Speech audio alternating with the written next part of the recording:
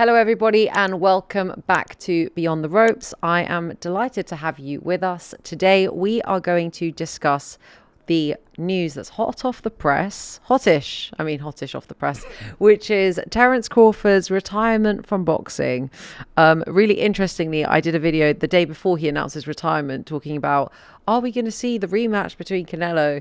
And obviously woke up to that news being like, clearly we're not going to see that. But, you know, just to put this into perspective for you guys, Terence Crawford, Bud Crawford, the legend that he is in all his glory, retired at 42-0, undisputed, three-time undisputed champion. And his most recent victory was him going up to 168 pounds and defeating Canelo, King Canelo. So it was a huge bit of news that dropped in the boxing world. Yeah, people have had mixed reactions. Laurie, I'd love to get your thoughts. Right. You know what I would say? Terence Crawford was known for his timing inside the ring, as we all know, Melissa. And I think his timing outside the ring That was poetic. Has been impeccable, if he sticks to it. And we'll talk about that later. But yeah, Terence Crawford, one of my favourite fighters, an amazing fighter. 42 fights, 42 wins. But that doesn't tell the whole story. A world champion at 5 different weights, the first male fighter to become undisputed in 3 different weight divisions, legend. I remember, Melissa, it was back in 2014? He came over to Scotland to fight Ricky Burns. I'd heard of him before, watched the fight against Ricky Burns, beat a really good Ricky Burns in Scotland to win a world title. And that is something that Americans tend not to do. They don't really travel, especially when it comes to fighting for world titles. He impressed me then. He's always impressed me. I met him in person when he did the promotional tour in London before his fight with Amir Khan. Humble, quiet guy. Lots to love about Terence Crawford, man. And his fighting style, his skills, his mindset. You know what I mean? Everything about him. He could be nasty when he wanted to be. You consider the background that he came to prior to boxing. Yeah, there's a lots to love about Crawford. So I wish him all the best in retirement. Yeah, there's so much more I could say. I've run out superlatives for. No, I mean, I'm with you. When I saw the news, obviously a lot of people who are huge fans of Terence Crawford were disappointed, I guess, that he's retiring. I must say, I was like, this is exactly the right move for him. You know, we often talk about when boxers have completed boxing, right? And we've seen this before. We've seen it with like Usyk, who's obviously become, 3-time undisputed heavyweight champion. Two-time, and once at cruiser. And, we look at boxers like that, like Terence Crawford, Usyk, and we say, you've completed boxing, so why not retire? And often something that comes up in our episodes is us talking about how boxers never retire. And I was really, really pleased for him. I thought the video that he put out to announce his retirement was so beautiful. I was on my way to work. I was on the bus. I don't really travel on the bus, but I was on the bus that day. And I shed a little tear. Wow. It was so touching, No, it was touching. You're right. It was. It was very well put together, very well edited. His words that he used was perfect. And yeah, man, I mean, he's going out at the perfect time. Perfect time. And he's in his late 30s. He's got nothing else left to prove. And it kind of, for me, makes sense, that he didn't pay the sanctioning fees for the WBC. So he was happy to relinquish that. And everyone was kind of like questioning it at the time. It sort of all, for me, makes sense. One of the things that has been circulating, an opinion piece that has been circulating, and I'd love to get your thoughts is, is he using this retirement as leverage for, a potential future big money fight? Yeah, so I've heard that rumor as well. And listen, I can't blame people for speculating that to be the case because, as you said earlier, Melissa, boxers very rarely retire on their own, volition like Crawford has done. The only time these guys seem to retire is that it has to be absolutely beaten out of them. And even then, they want to carry on fighting.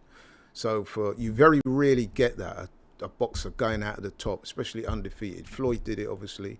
Joe Calzaghe did it. And I'm wondering, if Usyk is watching this thinking, you know what, maybe I should be next after my next fight. I hope so. Because Usyk's been a great, he's another one of my favourite fighters.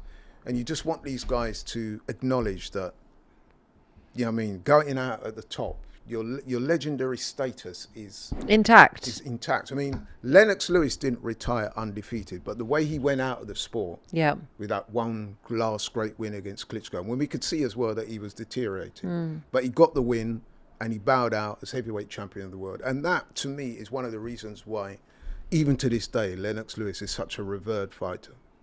Whereas Holyfield, who just carried on going and going, Tyson in and out retirement, it's not the same. It isn't. For Crawford to do this is a great look. Yeah, I mean, listen, I can completely understand that for boxers, you're under the lights, you've got this adrenaline that you're just not going to find elsewhere, right? Other than the ring, and that whole build up to, these camps that you go through, these grueling 8 to 12 week camps that you go through to then do your ring walk, to get in the ring, to have your hand raised, hopefully if everything's gone to plan. I can totally understand that you're not going to find that adrenaline elsewhere, and it must be hard to walk away from it. Yeah. But as you say, there is a point where you just have to say, I've done everything that I've reached my ceiling, and he's gone beyond his ceiling. He's gone way beyond his ceiling. Before the Canelo fight, so many people were leaning very favorably towards Canelo. Not us. We we kind of we know our thing. We know a bit. But he shocked the world that night. He did. In what he did. What he did was amazing, and he won it very convincingly as well. So, I really do wish him the best. I'm excited to see what's next for him. I mean, I heard, was it Gareth A. Davis? He was saying that, there's speculation out there that he's leveraging the retirement against possibly more money for a rematch of Canelo in September of 2026. Like you, Melissa, I just hope that's not the case. I'm hoping that he's one of the real ones, that when he says he's retiring, he does retire, because he doesn't need to come back. He's beat Canelo already. He's 38 years old. He's got more money than he could ever spend. He's got generational wealth. Not only that, we know Crawford, he's got his own gym. He's got a business with Bomac, haven't they? I think they've got more than one gym now. He trains fighters. You often see Crawford in the ring, holding the mitts, giving advice to young fighters like Shocker Stevenson, Keyshawn Davis, one or two others. There's so much more for him to do, because his word will carry a lot of weight in boxing circles. I've seen him do punditry as well. He's good on the mic too. Can't imagine. He's got such a personality. Exactly. And, given as well where he's come from, his whole story, that's legend right there. He doesn't need to do any more. Absolutely. Please do not come back. You will be tempted. I'm sure you will be, because, he might be sitting at home one day and he hears through his manager or his agent that, there's a possible 60, 70, 80 million dollars on the table potentially for a comeback fight. Hope he doesn't do it. I agree. I absolutely agree. And I hope that it also serves as, a example, or an example to other boxers who've reached those types of heights. Usyk particularly is the one that's in my mind. I hope Usyk is, watching that and thinking, maybe... Because I know he's good friends with Crawford as well. Yes. So, Well, we'll soon see, I think. A trend. Yeah. Outside of the news of Terence Crawford's retirement, I do also want to talk about, the fight that's taking place, the main event that's taking place in Ghana this weekend. It's going to be a great card. There's lots of different boxers on it. And I'd love to get into all of them, but we don't have time because our producer will shout at us. So I just want to focus on the main event, which is Craig Richards versus Dan Azeez. Yeah.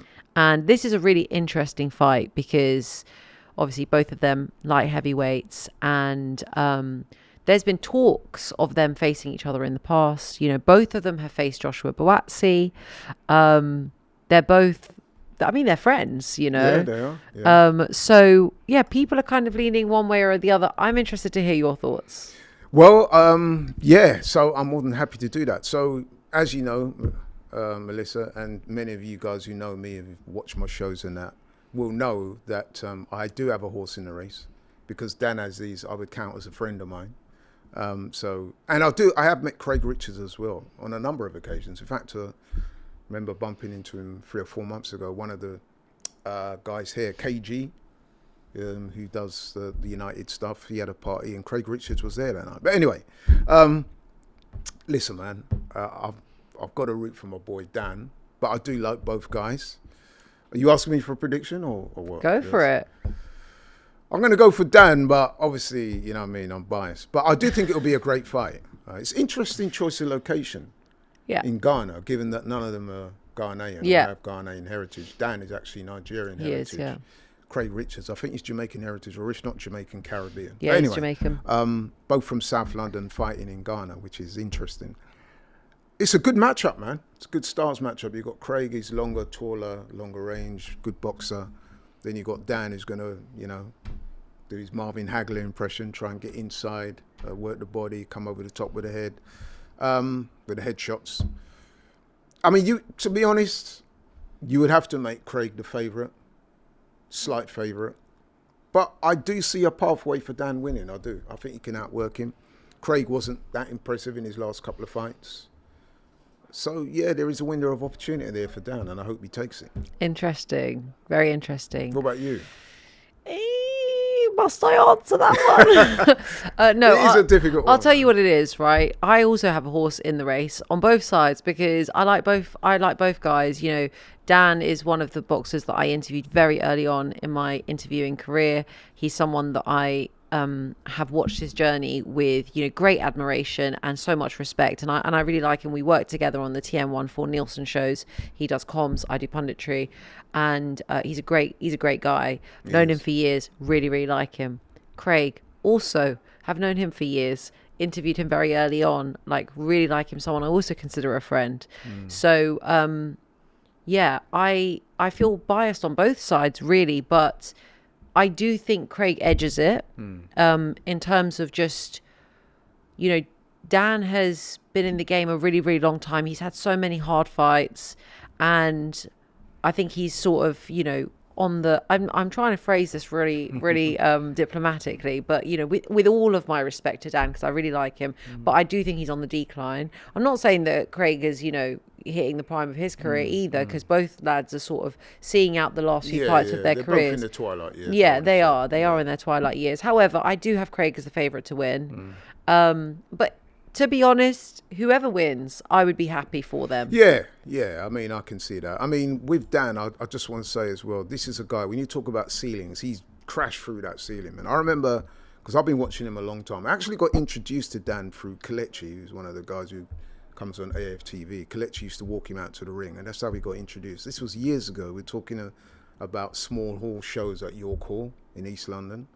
And I saw Dan, and I started following him from then. And then when I started watching him and going to his fights, the talk around was that, he might win a Southern area. Yeah. Or in English. He's won Southern area, English, British and European. So you're talking about a guy that's made the absolute most out of his career. Yeah, and that's one of the reasons why I always root for him, because he's done it the hard way. He's not blessed with an inordinate amounts of skill and swag and all that stuff, but he works really, really hard. And I hope he doesn't mind me saying this, but it is true. I remember when we had COVID, he was struggling a bit financially, and he took on a few jobs, and his whole story is very inspirational. He's a lovely person. Yes, he's a great guy. He's a great big guy. Arsenal fan as well. Yeah. He is a great guy. I really hope he can win. Craig is also a great guy. really kind, really lovely. He's always there to give other people advice in boxing and stuff like that. Someone I would say probably hasn't had the same career, hitting the heights of his career success that Dan has had. But, it's a crossroads fight, because is. Whoever loses this one is kind of a long way back, isn't it? It's a very long way back, and I think whoever wins this one is potentially the next opponent for Ben Whittaker. So, I'm excited to see it. Also, quick shout out to my friend Sadem Amma, who's also boxing on that Ghana card.